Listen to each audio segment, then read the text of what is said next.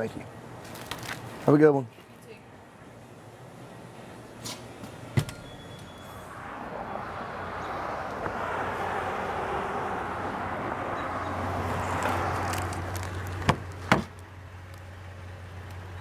Here's your bang, dude. Thanks. Donuts. A hunk of pizza. I'm starving. Oh, delicious. Gas station pizza. Diarrhea in a box.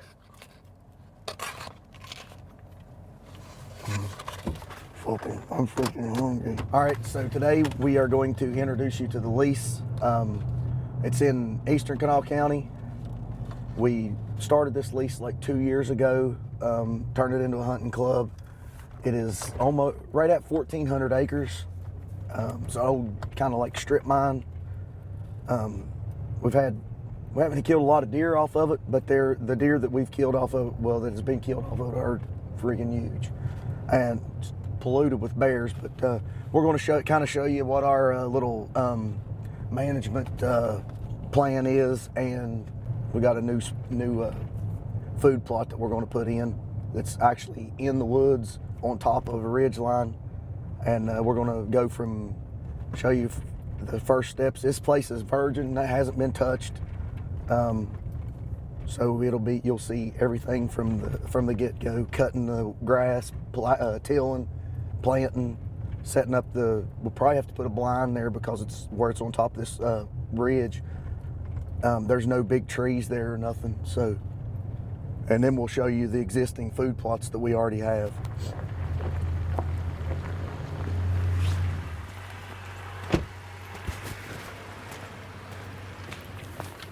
Our gate, you can actually see the crack in it. We've got to do a little work on it. We're going to try to tighten this turnbuckle up, move this post over. When it gets hot, it all comes together, and if you close the gate, you practically beat it open. But we're going to spray a little bit of that, spray it with PB Blaster, and then on the way back, we'll come back and try to hit it with a spud bar and tighten it up. Spraying our locks and all that if you got a lease at home. Keeps you from having to do stuff in hunting season.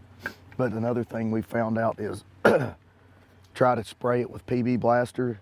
Up here in this area, we've already had people, because what we got is this land was basically anybody went and hunted on it. It's trespassed for years. But when I leased it, some people didn't like it too well, so they would put toothpicks or put super glue in your locks. But we've been spraying them down with like some kind of penetrating oil or something that kind of keeps the glue, I guess, from sticking or not setting up. But that's just the sad part of leasing property that hasn't never been leased for the first time. But we'll go ahead and let this soak and take you up to the food plots and the new spot we're going to set up.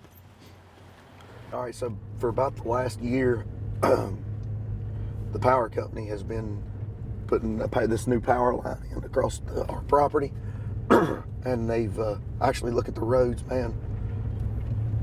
They're really nice. They've done a great job. Took a lot of kind of property that wouldn't be no count for anything else, and we got all kinds of grass. We've already seen tons of deer on it. Really did a good job with it. And we're coming up on the highest point of the property to kind of show you the layout of the property. So we'll get out here and we'll look at it. Our property boundaries, see this ridge line here? All the way, this ridge line, all the way down the holler, and then across to that other ridge line. And then the same way here, it just drops down just over the end of that holler a little bit and follows the ridge. So we've got this whole holler right here. Both sides of the ridge, all the way up the road. Actually, where we come in, the road makes a big U.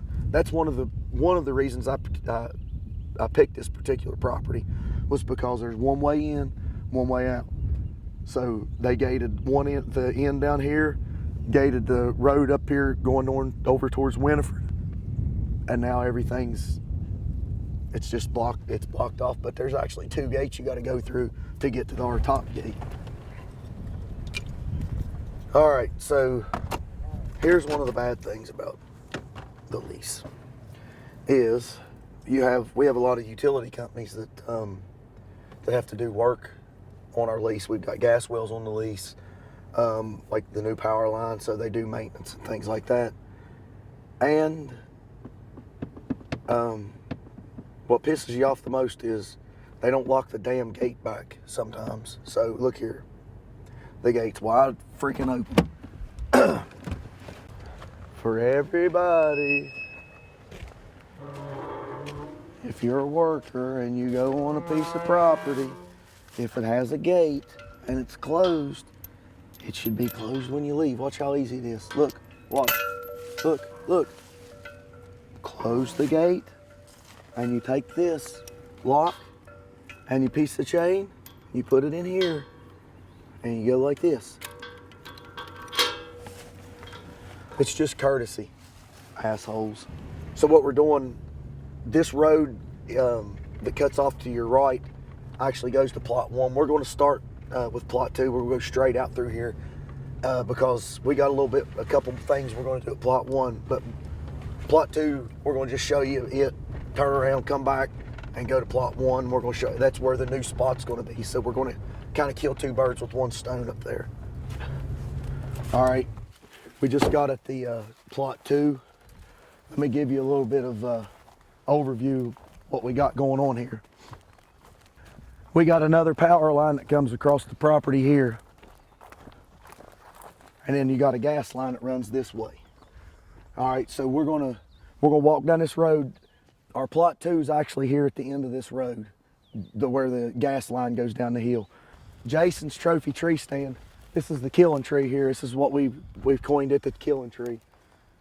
But this actually overlooks this plot. This here, we're actually going to put another plot in here, but we're probably only going to have about a 50 yard wide plot here. I don't know what we'll plant in it yet, but that's just to where we can hunt out of that stand and have a pretty good shot. You probably have a 30 yard shot at the most at this stand.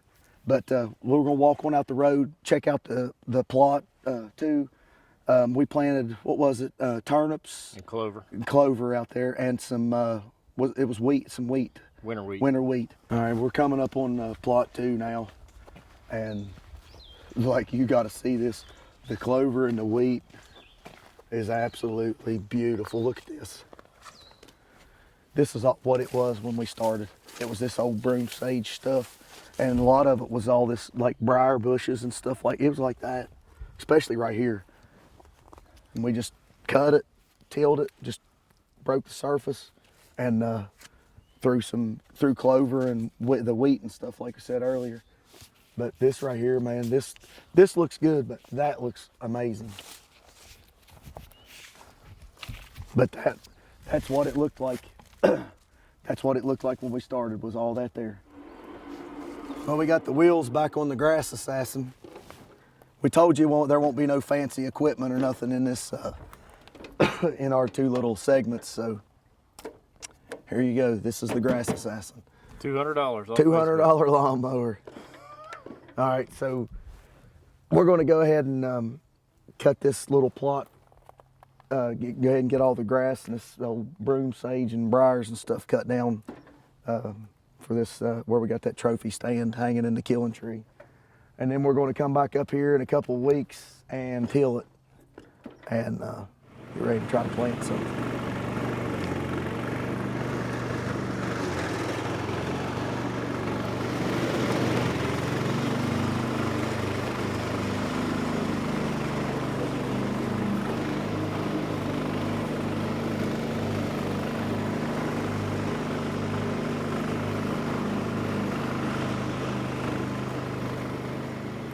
Okay, so this is what happens when you buy $200 lawnmowers to try to do this stuff.